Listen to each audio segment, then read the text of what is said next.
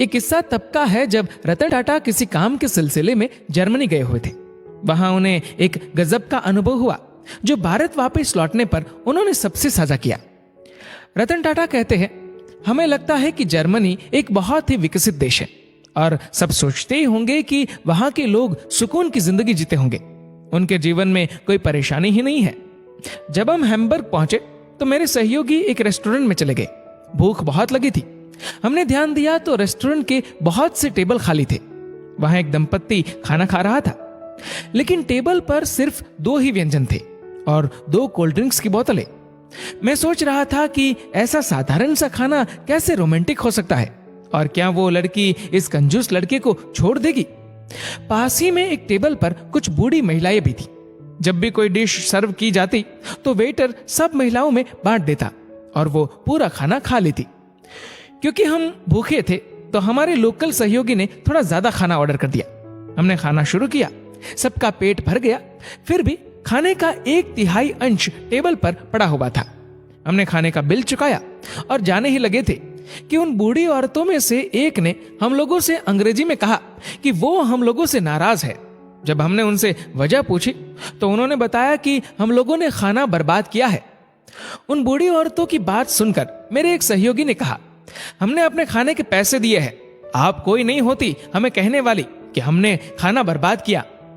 महिलाएं और गुस्से में आ गई। उनमें से एक महिला ने किसी को फोन लगाया। कुछ देर बाद वहां एक व्यक्ति आया जो कि सोशल सर्विस ऑर्गेनाइजेशन से था। मामला समझने के बाद उसने हम पर 50 यूरो का फाइन लगा दिया, यानी कि लगभग 4000 भारतीय रुपए। हम सब अब खामोश थे।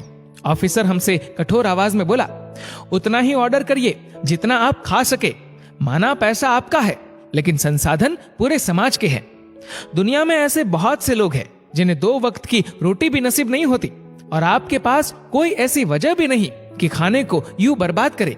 इस अमीर और विकसित देश की मानसिकता देखकर हम काफी लज्जित हो चुके थे।